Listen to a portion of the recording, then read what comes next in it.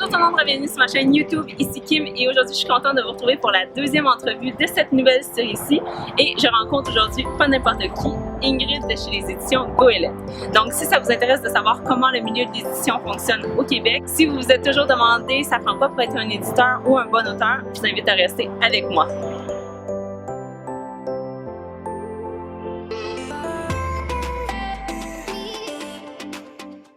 Donc, je suis présentement dans les bureaux des éditions Goélette avec Ingrid. Merci beaucoup d'avoir accepté mon invitation.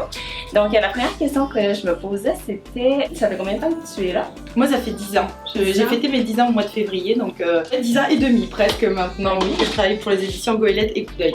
Ok, parfait. Ouais. Justement, je me demandais, quand on vous regarde sur les médias sociaux, vous êtes toujours associés ensemble. Oui. Est-ce que c'est parce qu'il y a eu une fusion? Non, il n'y a pas eu une fusion, c'est vraiment comme deux marques différentes avec des publics différents puis des cibles différentes de lectorat. Donc on travaille vraiment deux lignes éditoriales différentes, mais ça appartient au même groupe. Ok, parfait. Ouais. La maison d'édition se concentre sur quel genre de publication? Alors, les éditions Goélette, c'est vraiment une maison d'édition grand public qui est distribuée et diffusée dans le circuit traditionnel, donc en librairie indépendante, en grande surface, dans tous les points de vente du livre. Notre spécialité, c'est les livres de jeu. Donc des livres de sudoku, de mots cachés, mots croisés, d'entrecroisés, de cases blanches, de cases noires, on peut tous les nommer. On est vraiment leader sur le marché. Ensuite, on a notre mission qui est plus fiction, donc fiction adulte. Alors on est dans le polar, on est dans ce qu'on appelle un peu plus la littérature féminine ou le roman historique. Voilà, c'est un peu les trois avenues qu'on prend dans le secteur fiction. Ensuite, on a un secteur aussi de livres pratiques avec ce qu'on appelle nous au bureau un peu le pratique branché.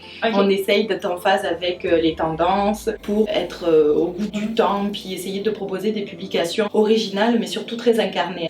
Puis niveau proportion, les numériques, les papiers, vous devez quand même voir papier plus grosse. Au niveau du chiffre d'affaires? Oui, oui, bien sûr. Oui, bien sûr, oui. Ah, parfait. Personnellement, moi j'aime beaucoup de papier, donc donc c'est parfait. Niveau édition au Québec, je me demandais à quoi on peut mesurer la taille d'une maison d'édition. Est-ce que c'est par son nombre de publications, son nombre d'auteurs, son nombre d'employés? Pas par son nombre d'employés, parce que chaque maison d'édition justement a des structures différentes. Il y en a qui misent plutôt pour avoir des employés à l'interne, d'autres qui misent plutôt sur du travail à la pige, un peu plus peut-être saisonnier en fonction de leur publication, etc. Le choix des publications, puis je pense aussi peut-être la fidélité des auteurs. Si on a plusieurs livres de même auteur, ça veut dire qu'il y a un lien de confiance qui s'est créé avec le créateur puis l'éditeur. Puis ça, je pense que c'est un bon indicateur de, entre guillemets, de la valeur, non pas forcément monétaire, mais de du bon travail, du bon respect, c'est ça, du respect entre les deux parties, donc le créateur, l'auteur. Ça va mes yeux, là. Je me demandais si fallait que je me fie aux tailles des kiosques ou aux salons du livre, ça pouvait donner une idée. Il faut faire attention au salon du livre parce qu'il y a des kiosques qui sont tenus par les éditeurs eux-mêmes, mais la plupart des éditeurs ont des kiosques sous les kiosques englobants de leurs distributeurs. Ah, ok, oui. C'est difficile de juger la taille aussi parce que ça peut très bien être un gros éditeur qui a décidé de se dire là, en ce moment, je dis n'importe quoi, mais j'ai pas de budget à mettre sur ce salon-là, donc je vais prendre un plus petit kiosque que l'année dernière. Mais il n'a peut-être pas bougé en taille, cet éditeur-là, c'est peut-être juste qu'il mise pas sur le salon. Sur ce salon précis là. Généralement, un gros kiosque, c'est que c'est un gros éditeur, on va pas se leurrer les évidences quand même, mais il y a différents petits détails qui peuvent rentrer en jeu. Justement, une question bien plate que je me demandais, le salon du livre, est-ce que c'est lucratif ou pas comme événement? Et c'est super important d'être représenté dans les salons du livre parce que ça permet au créateur de rencontrer son public. Nous, en tant qu'éditeur, on voit directement aussi les réactions du public au livre en les voyant vraiment clairement en train de les toucher, de les prendre, de pourquoi ils leur posent. On peut avoir un lien beaucoup plus direct parce qu'on n'a pas forcément tout le temps de faire des tournées en magasin puis d'observer en librairie, de regarder. Là, on a vraiment nos kiosques, nos livres, des gens qui passent devant, qui s'adressent à nos auteurs, qui regardent nos livres, qui questionnent aussi. Donc c'est super important d'avoir cette réponse-là automatique. Puis c'est vraiment un beau lieu de rencontre aussi pour les auteurs et leurs lecteurs, ça c'est certain. Donc oui, on vend des livres, bien évidemment, sinon il n'y aurait personne sur les salons. C'est pas nécessaire à la survie des chiffres. Mais ça permet aussi, j'imagine, de voir, ok, mais moi j'aime ce livre-là, mais je savais pas que la maison d'édition faisait tout à fait, tout à fait. De voir l'ampleur de certaines collections, oui, parce que parfois on peut juste voir celui-ci dans un point de vente et puis ne pas avoir la collection complète. Aussi pour savoir quand viendra le prochain aussi, parce que des fois on l'a déjà lu quand arrive le salon. Mais ça permet vraiment, c'est ça, de poser des questions aux gens qui sont directement capables de répondre parce qu'ils sont dans la production et dans la création du livre. Donc ça, c'est super intéressant. Je me demandais justement, parlant de Salon du Livre, parlant d'autres maisons d'édition, est-ce qu'il y avait une forte compétition entre les maisons d'édition au Québec ou c'était plus contre l'étranger? Ah, c'est difficile à dire. On n'est pas contre l'étranger ou, je veux dire, l'édition au Québec s'est développée il n'y a pas 100 ans. Là, je veux dire, ça fait pas si longtemps que ça. Donc la richesse éditoriale et la richesse de la création littéraire s'est beaucoup développée. Il y avait des places à prendre et justement, oui, c'est sûr que la création locale ou la création littéraire québécoise a pris de la place à de l'importation. Puis ça tant mieux, on est bien d'accord parce qu'on regorge de beaucoup de talents ici. On est concurrents, ça c'est certain. On fait en sorte de croire aux livres qu'on publie, mais pas en essayant, pas en coulant les autres. C'est pas le but, puis ça je le vois pas vraiment dans le paysage éditorial ici. On a une association nationale des éditeurs de livres, ça s'appelle l'ANEL. C'est une des rares associations, je pense, dans un milieu professionnel qui est aussi soudé, puis qui se bat autant pour des droits d'auteur, pour de l'espace en médias. Je veux dire, la place du livre dans les médias, elle est très petite. Heureusement qu'il y a des initiatives qui permettent aussi de faire valoir ça un petit peu plus que dans les grands médias nationaux, où on perd de la place et de l'espace. Donc je pense que c'est un peu ça sur le terrain aussi. On est concurrents à certains moments puis solidaires dans d'autres. Mais c'est pas d'avoir de la compétition saine. C'est ça, voilà, ouais, ça c'est la compétition saine, la concurrence saine, je pense que c'est important dans un milieu. Niveau plus le poste d'édition, je me demandais qu'est-ce que ça prenait pour être éditeur? Et là, c'est une grande question. C'est-tu des études, c'est-tu des compétences personnelles? L'amour des mots d'abord. Mais il y a un petit côté curieux de l'actualité aussi qui est important pour être éditeur, pour savoir un petit peu justement les tendances. C'est aussi un métier qui demande le goût du risque un peu, parce qu'on peut miser sur des coups de cœur. S'il ne trouve pas son public, malheureusement, c'est un risque financier que la maison d'édition a prise, mais qui peut être aussi dangereux pour son équilibre. Parce que c'est bien beau, mais ça reste quand même... il faut les vendre ces livres-là pour qu'on puisse continuer à en faire d'autres et pour que les auteurs puissent écrire leur deuxième, leur troisième, leur quatrième, peu importe. Il faut que ce soit quand même rentable. Ça a l'air de quoi une journée typique d'une éditrice?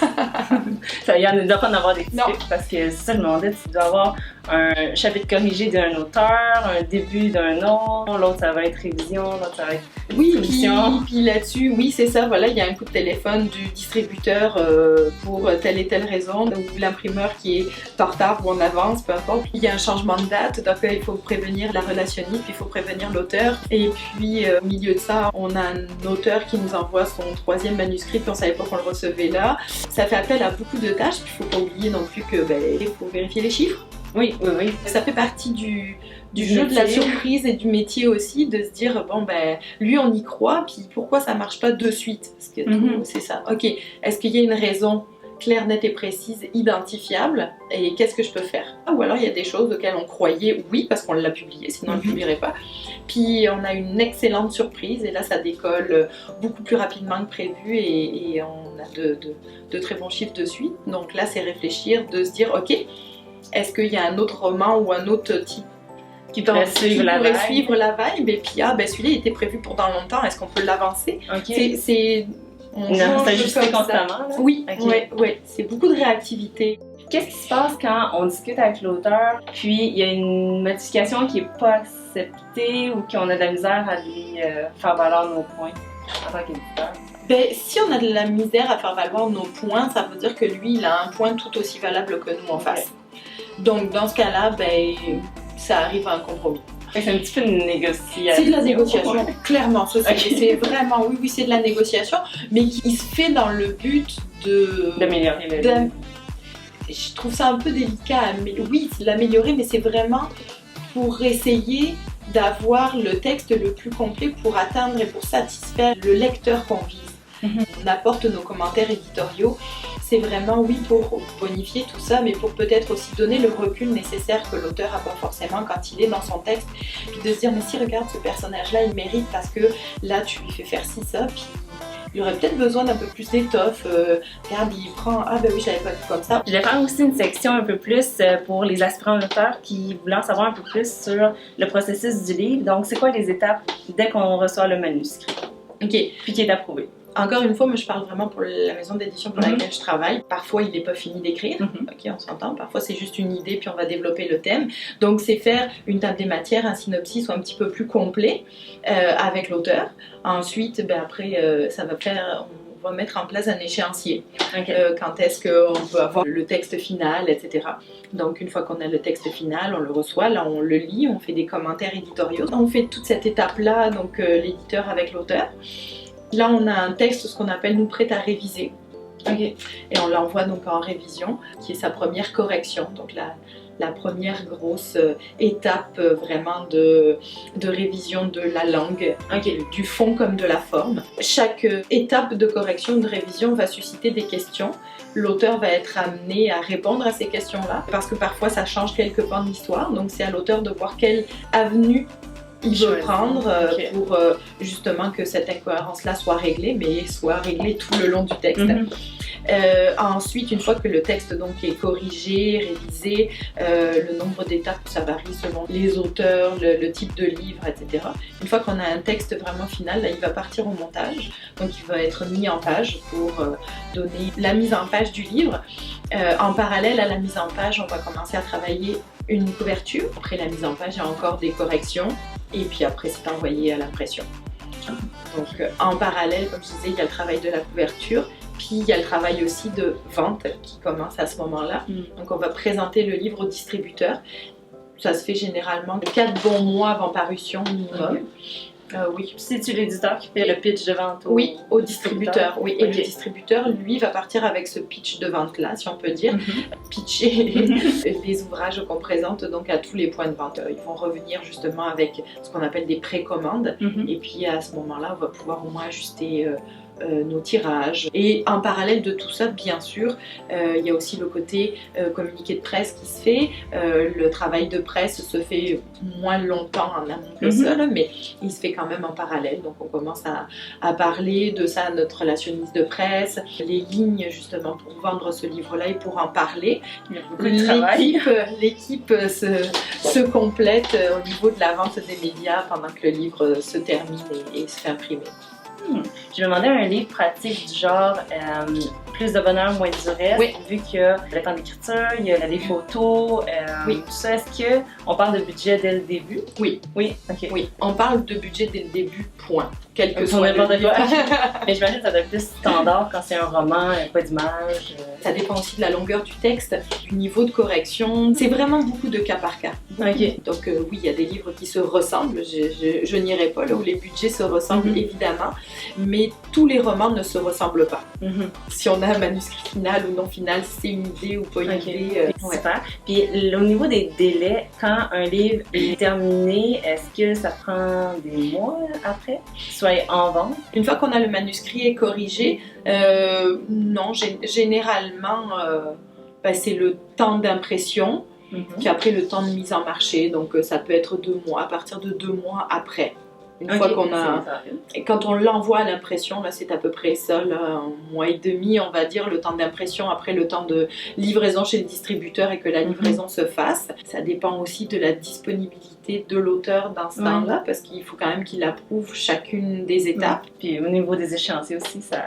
Oui, c'est pour ça qu'on fait des échéanciers quand même très tôt dans le processus pour que l'auteur soit conscient d'une part de toutes les étapes, parce que ça aussi, ça peut faire une surprise quand on publie pour une première fois, toutes les étapes.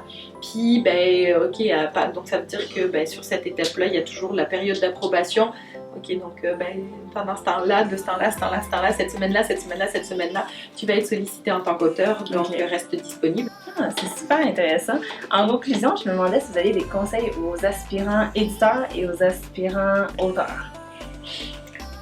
Aux aspirants auteurs, je ne me permettrai pas parce que c'est un peu compliqué, mais en fait, si, je pense que j'aurais un petit conseil, cibler les maisons d'édition. Selon le style de livre. Voir qu'est-ce qu'ils font. Oui, exactement. Aller ne serait-ce qu'en librairie ou dans des points de vente pour regarder, moi mon livre il s'inscrirait peut-être dans cette collection-là ou dans cette maison d'édition-là qui fait ça. Donc ça va aider peut-être à un petit peu mieux cerner le public cible et puis la maison d'édition qui pourrait être susceptible d'être intéressée par un tel projet. Aspirants éditeurs, soyez curieux puis doutez. Doutez. Quelque chose que vous n'avez pas publié l'année dernière, ça peut être en vogue l'année prochaine. Ok. Et puis les goûts personnels, c'est séparé. Ok. Ok. Ouais. Ben, c'est toutes les questions que j'avais. Merci vraiment beaucoup pour de rien. m'avoir accepté dans vos bureaux. Là. C'était avec vraiment plaisir. un rêve devenu réalité. Merci beaucoup. De rien. Au revoir. Alors voilà, c'est tout pour l'entrevue. J'espère qu'elle vous a plu autant que j'ai eu de fun à poser mes questions. J'ai vraiment été super impressionnée par tout ce que ça prenait pour être éditeur, le contexte dans le milieu du livre. Et donc, je ne veux pas arrêter d'apprendre et vous faire partager mes connaissances. Donc, je vous souhaite une bonne journée et on se retrouve dans une prochaine entrevue. Bye bye!